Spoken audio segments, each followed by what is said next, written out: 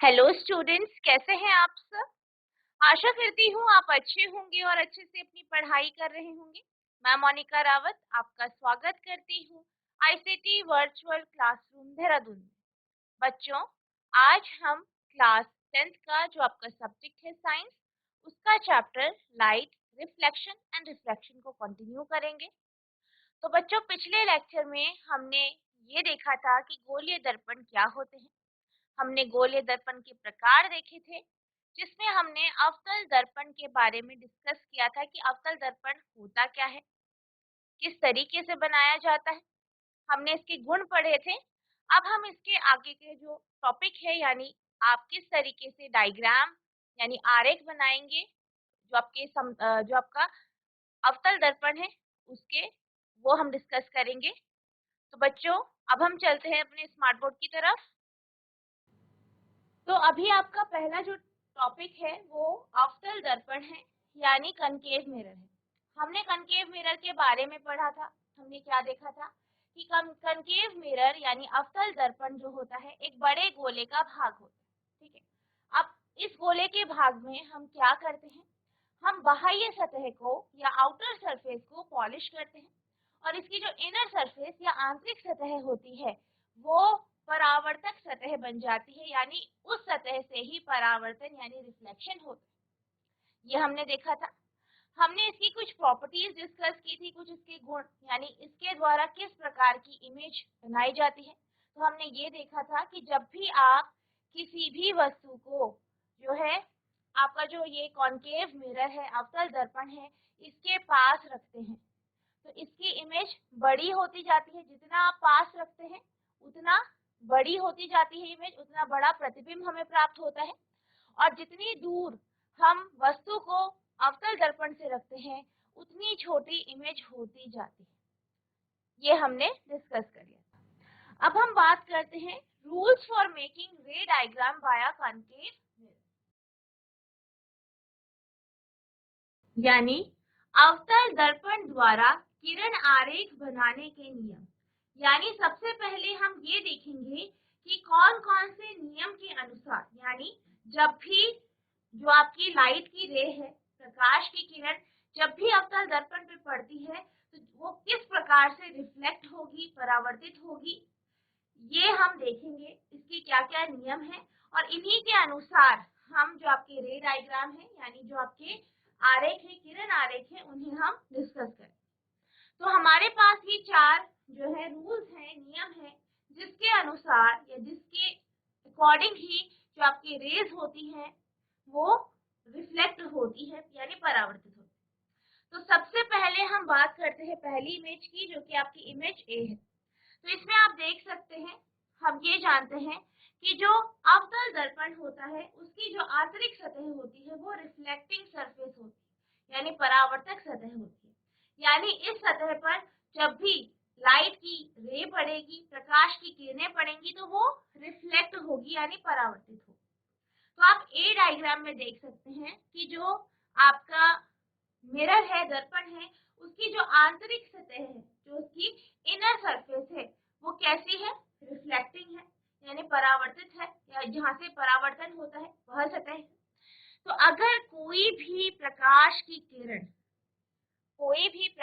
किरण जो पैरेलल या समानांतर होती है प्रधान अक्ष के या मुख्य अक्ष के, यानी प्रिंसिपल एक्सिस के, तो वो जब आपके दर्पण से टकराती है, उससे रिफ्लेक्ट होती है, परावर्तित होती है, तो वो फोकस से पास होके जाती है, यानी फोकस से वो जो है चली जाती है, प्रवाहित हो जाती है। यानी मैं क्या कह रही हूँ, मैं ये कह रही हूँ, आप ये जानते हैं जब भी हम किसी भी वस्तु को इंफिनिटी पे रखते हैं, यानी बहुत ज्यादा दूरी पे रखते हैं, तो हम जब भी वहां से आने वाली किरणों को लेते तो हम हमेशा उन किरणों को समानांतर लेते हैं, यानी पैरेलल लेते हैं। ठीक है। अब जो किरण पैरेलल आ रही है, समानांतर आ रही है आपके प्रधान अक्ष के, प्रिंसिपल एक्सिस के, जैसे कि आप यहाँ पे देख सकते हैं कि यहाँ पे प्रिंसिपल एक्सिस है, और प्रिंसिपल एक्सिस कौन सी लाइन होती है, जो वक्रता केंद्र यानी सेंटर ऑफ कर्वेचर से पोल तक जो ड्रॉ की जाती है लाइन, यानी जो आपका पोल होता है, ध्रुव होता है, वहां तक जो लाइन ड्रॉ की जाती है उसे हम प्रिंसिपल एक्सिस या प्रधान अक्ष कहते हैं। तो इस प्रधान अक्ष के जो भी रे या जो भी प्रकाश की किरण पैरेलल होगी यानी समानांतर होगी, जब वो आपका अवतल दर्पण से टकराएगी, कनकेव मिरर से टकराएगी, तो फिर वो रिफ्लेक्ट होगी, परावर्तित होगी, और परावर्तन होने के बाद वह किरण फोकस से पास होके चली जाएगी। और आप ये जानते हैं, आपने ये पढ़ा है कि जब भी हम किसी भी दर्पण में एक नॉर्मल या अभिलंब बनाते हैं तो वो क्या करता है, वो अपतित किरण और परावर्तित किरण के बीच में जो है बनता है, और इसके जो एंगल होते हैं यानी जो कोण होते हैं, यानी जो अपतन कोण है और जो परावर्तन कोण है, दोनों बराबर होते हैं। यानी एंगल ऑफ इंसिडेंस और एंगल ऑफ रिफ्लेक्शन दोनों क्या हो जाते हैं, आपके बराबर हो जाते हैं। अगर हम कॉन्केव मिरर की बात करें तो कॉन्केव मिरर में जो अभिलंब होगा, जो नॉर्मल होगा, वो वह लाइन होगी, वह रेखा होगी जो आपके वक्रता केंद्र या सेंटर ऑफ कर्वेचर से ड्रॉ की जाती है। कहाँ तक, आपके मिरर या दर्पण। तो आप यहाँ पे देख सकते हैं पहले फिगर में, ए फिगर में, कि इंसिडेंट रे या अपतित किरण जो है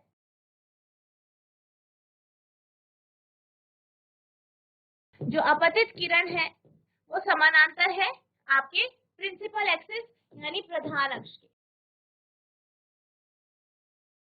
अब ये क्या हुई, ये एक पॉइंट पे, एक बिंदु पे, मिरर के एक पॉइंट पे क्या हुई, ये स्ट्राइक करी, वहां पे ये पड़ी, वहां से ये परावर्तित हुई, फिर ये आप देख सकते हैं कि एफ यानी फोकस से ये पास हुई। तो ये जो किरण है वो आपकी रिफ्लेक्टेड रे है यानी परावर्तित किरण।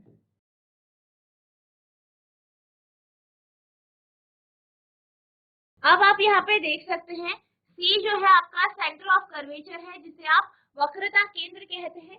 तो जो वक्रता केंद्र है वहां से जब हम एक लाइन ड्रॉ करते हैं तो वो अभिलंब होता है या परपेंडिकुलर होता है या नॉर्मल होता है आपके मिरर के। तो ये क्या कर रहा है, जो आपका नॉर्मल है या अभिलंब है, ये क्या है, आपका अभिलंब है, ये क्या कर रहा है, ये अपतित किरण के साथ एंगल आई बना रहा है यानी अपतन कोण बना रहा है। वहीं ये जो आपका अभिलंब है वो परावर्तित किरण के साथ परावर्तन कोण यानी एंगल आर बना है। ठीक है, तो इस तरीके से आपका जो है पहला नियम है, यानी जब भी कोई भी प्रकाश की किरण प्रधान अक्ष के समानांतर होते हुए किसी दर्पण की सतह पर पड़ती है, फिर वो परावर्तन के बाद, ठीक है, यानी रिफ्लेक्शन के बाद वो फोकस से पास होती है यानी फोकस से चली जाती है। अब हमारा सेकंड डायग्राम है, दूसरा डायग्राम है, दूसरा आरेख है। तो आप यहाँ पे देख सकते हैं, अगर कोई किरण या कोई भी लाइट रे अगर सी से पास होती है, सी यानी सेंटर ऑफ कर्वेचर यानी वक्रता केंद्र से पास होती है, और पास होके वो दर्पण से टकराती है, दर्पण से रिफ्लेक्ट होती है, परावर्तित होती है, तो वो वापस परावर्तन के बाद उसी पथ में वापस चली जाती है जिस पथ से वो आई। बेसिकली ऐसा क्यों होता है, ऐसा इसलिए होता है, जैसे कि अभी हमने डिस्कस किया कि जब भी जो है आप एक लाइन ड्रॉ करेंगे, एक रेखा ड्रॉ करेंगे वक्रता केंद्र से, सेंटर ऑफ कर्वेचर से, जो आप मिरर पे डालेंगे तो वो हमेशा अभिलंब बनाता है, यानी एक 90 डिग्री का जो है, या वो क्या होता है आपका परपेंडिकुलर होता है मिरर की सतह, ठीक है, दर्पण की सतह के, यानी वो 90 डिग्री बनाता है जो आपकी दर्पण की सतह है उसके साथ, ठीक है, 90 डिग्री का कोण बनाता है, समकोण बनाता है। तो बेसिकली अब आप ये जानते हैं कि यहाँ पे क्या हो रहा है, इंसिडेंट रे जो है या अपतित किरण जो है वो सी यानी वक्रता केंद्र से पास होते हुए कहाँ पे जा रही है, दर्पण पे टकरा रही है। अब ये जब दर्पण पे टकराती है तो हम ये जानते हैं कि ये क्या कर रही है, एक 90 डिग्री का एंगल बना रही है, ठीक है, किसके साथ, दर्पण के साथ। वहीं अगर हम अभिलंब की बात करें, अगर हम अभिलंब देखें तो अभिलंब के साथ अभिलंब क्या होगा आपका, सी से ही होगा। तो यानी जो नॉर्मल है, नॉर्मल के साथ इंसिडेंट रे यानी अपतित किरण 0 डिग्री का एंगल बना रही है, यानी एंगल आई आपका क्या हो रहा है, 0 डिग्री हो रहा है। अब जब आपका एंगल आई 0 डिग्री है और आप ये जानते हैं कि रिफ्लेक्टेड रे यानी परावर्तित किरण उसी पथ से वापस चली जाती है जिस पथ से वो आती है, यानी ये भी क्या कर रही है, ये भी अभिलंब के साथ जो होता है 0 डिग्री का एंगल बना रही है।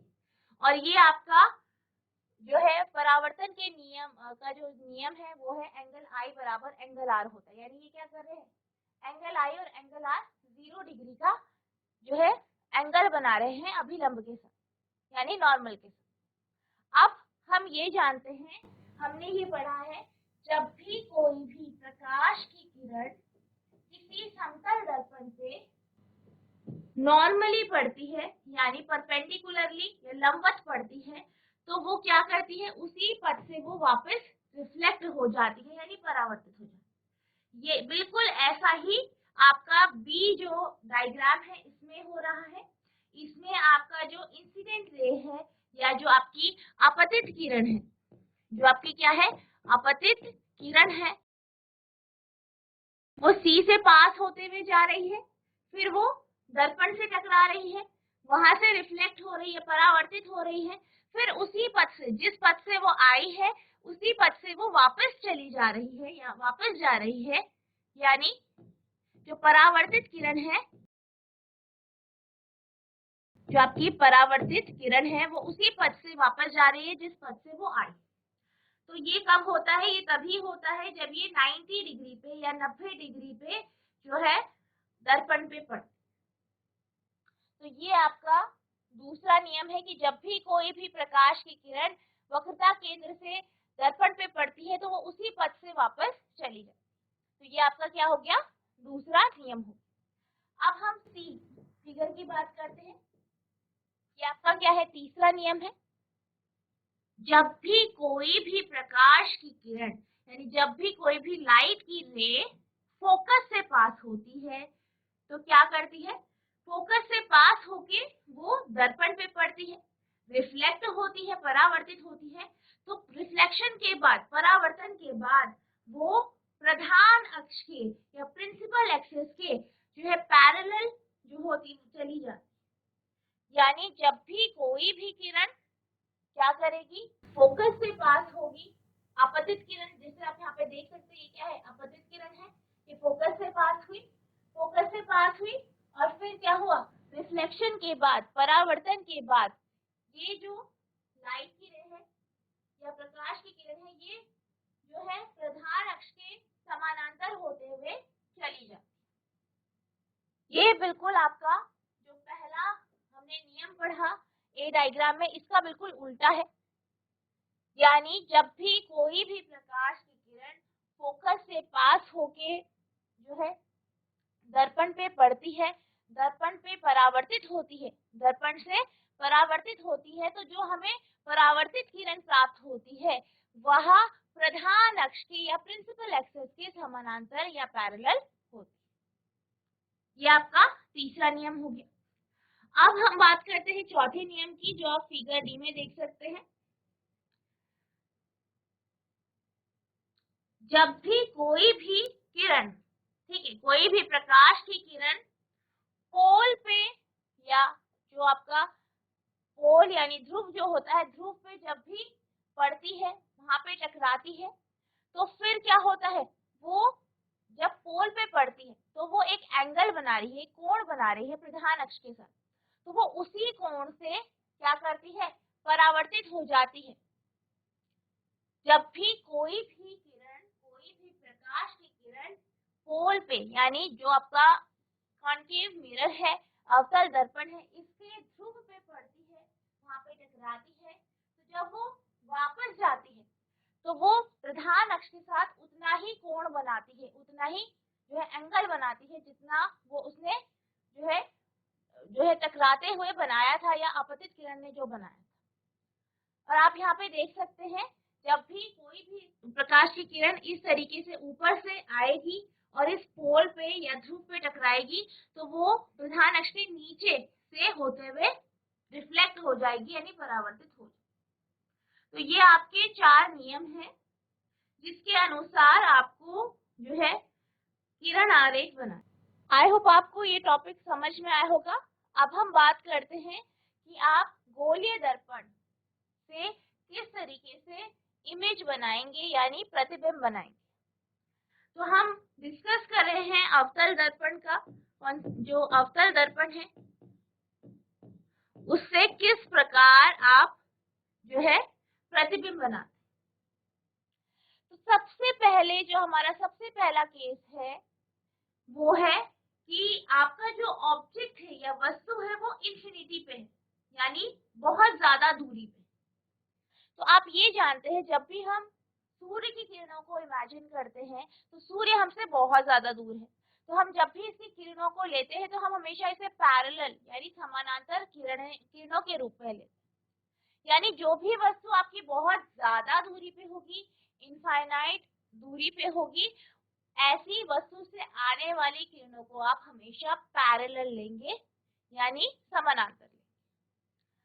अब जब हम ये पढ़ रहे थे कि जो आपकी आपतित किरण है या इंसिडेंट रे है वो अगर आपके प्रधान अक्ष के साथ समानांतर होती है तो रिफ्लेक्शन के बाद, परावर्तन के बाद वो जो परावर्तित किरण हमें प्राप्त होगी तो वो फोकस से पास हो जाएगी। तो इसी के बेस पे हमारा जो है पहला डायग्राम बनेगा यानी जब आपकी वस्तु इंफिनिटी पे है, बहुत ज्यादा दूरी पे है, तो वहां से आने वाली जो किरणें होंगी वो समानांतर होगी। अब जब भी हम रे डायग्राम बनाते हैं, किरण आरेख बनाते हैं, तो हम सिर्फ 2 किरणें लेते हैं।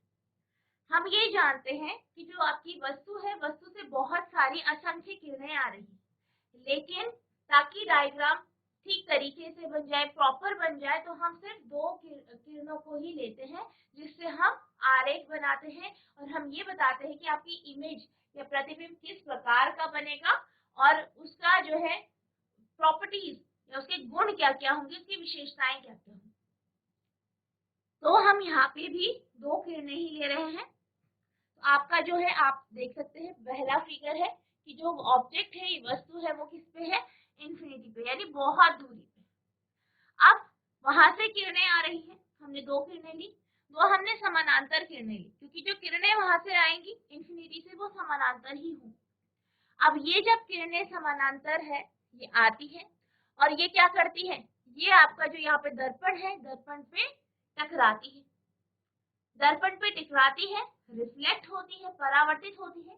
और आप ये जानते हैं परावर्तन के नियम से या जो हमने अभी परावर्तन के जो आरेख बनाने हैं उसके नियम से कि जब भी कोई भी किरण प्रधान अक्ष के समानांतर होती है तो रिफ्लेक्शन के बाद, परावर्तन के बाद वह किरण फोकस से यानी एफ से पास हो जाती।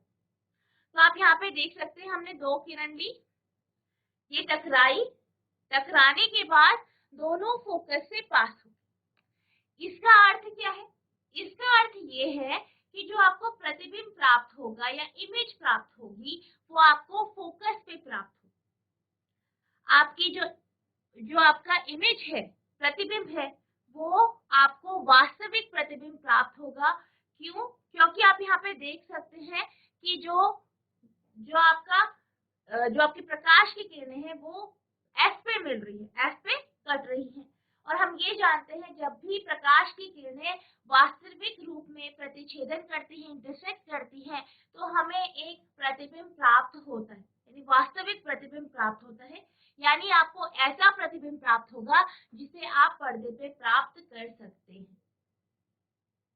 अब ये जो इमेज प्राप्त होगी, ये जो प्रतिबिंब प्राप्त होगी वो रियल होगा, ठीक है, यानी वास्तविक होगा, इन्वर्टेड होगा यानी उल्टा होगा और छोटा होगा यानी पॉइंट साइज का होगा।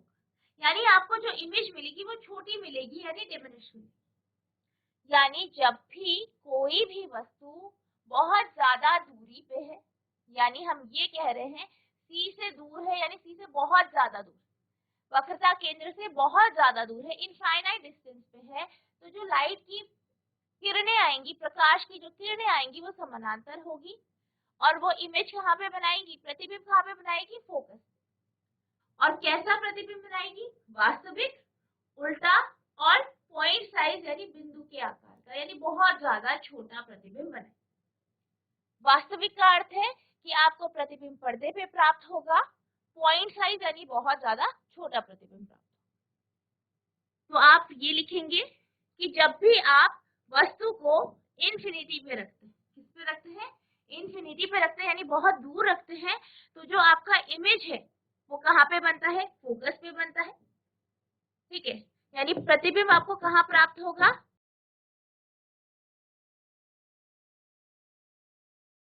वो आपको फोकस पे प्राप्त होगा। अब अगर हम प्रतिबिंब की गुण बताएं तो कैसा प्रतिबिंब प्राप्त होगा, वास्तविक प्रतिबिंब, वास्तविक, उल्टा और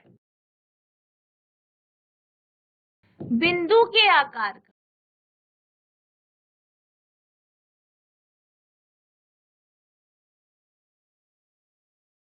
यानी जब आपने वस्तु को कहाँ रखा है, इन्फिनिटी पे रखा है, बहुत ज्यादा दूर रखा है, तो इमेज कहाँ पे बना, फोकस पे।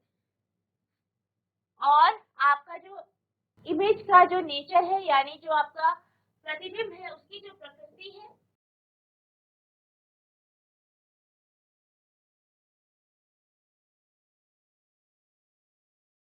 वह कैसी है, वास्तविक, उल्टा और बिंदु के आकार। नेक्स्ट है, आपका जो वस्तु है वो बहुत ज्यादा दूरी पे नहीं है, पर वो वक्रता केंद्र यानी सेंटर ऑफ कर्वेचर के मतलब दूर है, सेंटर ऑफ कर्वेचर से दूर है। ठीक है, यानी सेंटर ऑफ कर्वेचर के पीछे।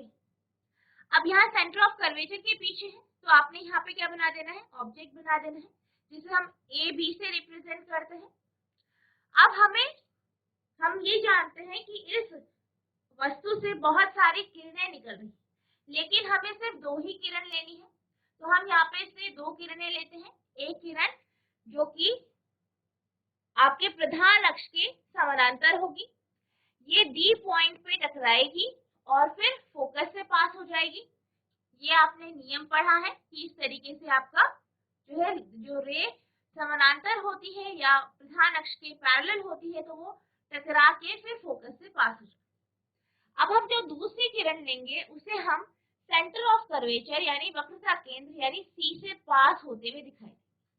अब आप ये जानते हैं जब भी किरण सी से पास होती है तो क्या करती है, वो पास होके टकराती है और फिर वापस सी से ही जो है परावर्तित हो जाती है, यानी परावर्तन होने के बाद वो सी से चली जाती है, परावर्तित जो किरण है वो सी से ही पास हो जाती है, वक्रता केंद्र से पास हो जाती है।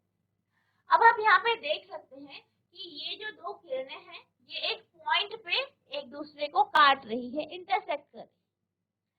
यहाँ पे आपको जो है आपकी वस्तु का बी का इमेज मिलेगा जिसे हम बी डैश लिख लेते हैं, और जो आपका ए बिंदु है, ए बिंदु आपको प्रधान अक्ष पे मिलेगा जिसे हम ए डैश लिखते हैं। तो ये हमें ए डैश बी डैश जो है प्रतिबिंब मिल गया है ए बी। अब हमारी वस्तु कहाँ थी, बियॉन्ड सी, या आप कह सकते हैं इन्फिनिटी और वक्रता केंद्र के बीच, या आप कह सकते हैं सी के पीछे। अब आप यहाँ पे देख सकते हैं हमें इमेज कहाँ पे प्राप्त हुई है, एफ और सी के बीच में हमें इमेज प्राप्त हुई है, प्रतिबिंब प्राप्त हुआ है। तो यानी जो हमारी प्रतिबिंब की स्थिति है वो कहाँ पे है, एफ और सी के बीच में।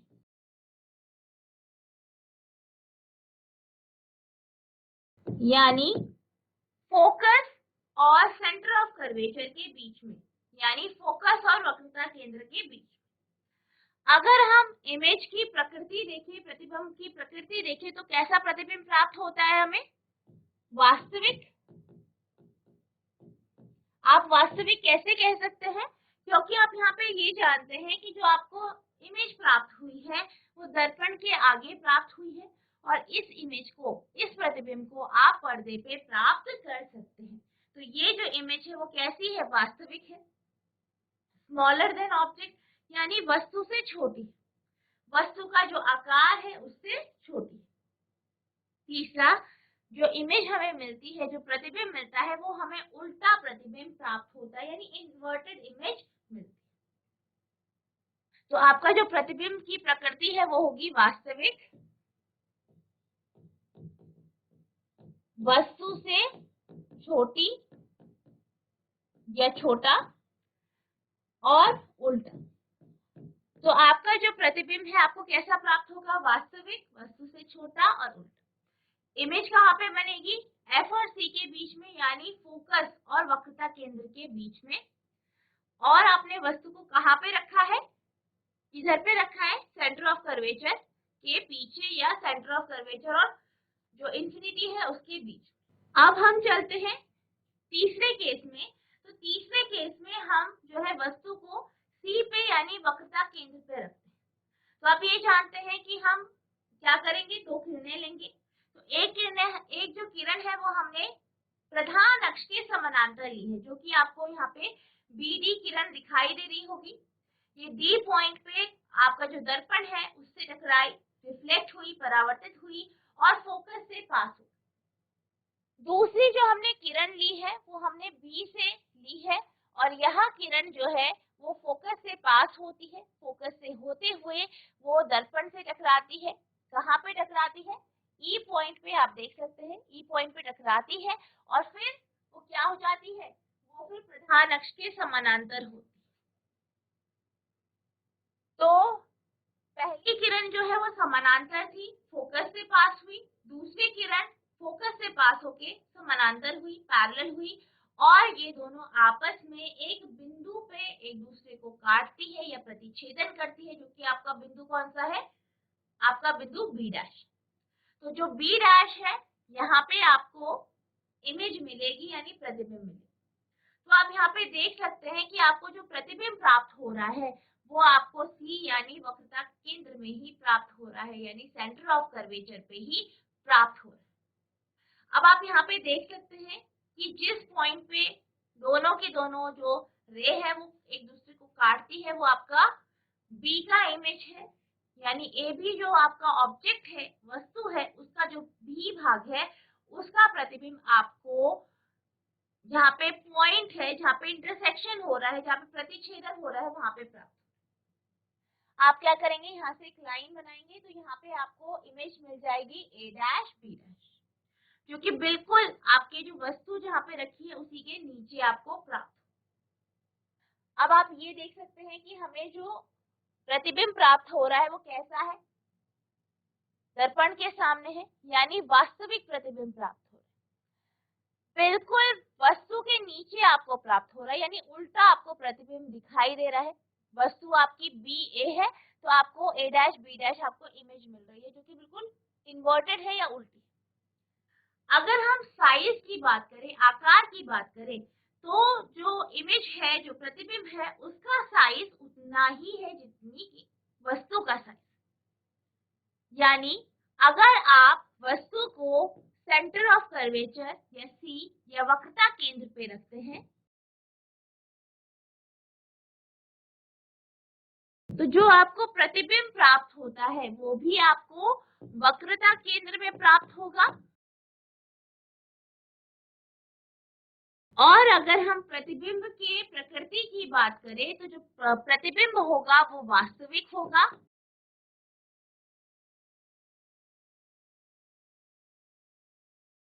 बिंब या वस्तु के साइज का होगा या वस्तु के आकार का होगा और आपको उल्टा प्रतिबिंब प्राप्त होगा। तो ये आपका थर्ड केस है या थर्ड जो स्थिति है जिसमें आप वस्तु को सी पे रखते हैं, यानी वक्रता केंद्र या सेंटर ऑफ कर्वेचर पे रखते हैं। अब हम बात करते हैं अगले केस की। तो इस केस में हम वस्तु को सी और एफ के पास रख रहे हैं।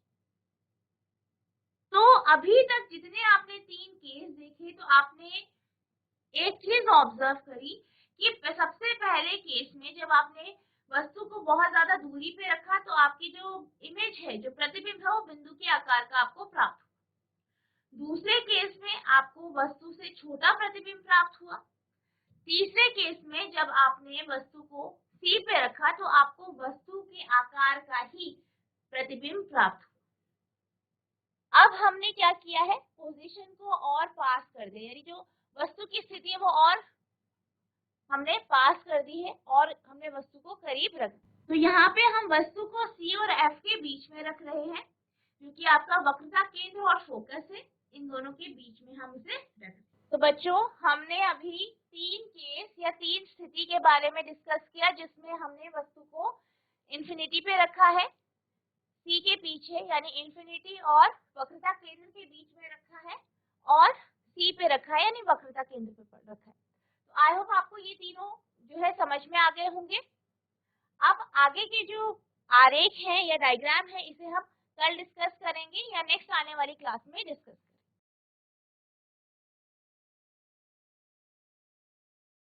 तो बच्चों, आज हमने जो आपका कॉन्केव मिरर है, अवतल दर्पण है, इसके द्वारा आप आरेख किस प्रकार से बना सकते हैं, इसके क्या क्या नियम है, ये हमने डिस्कस किए।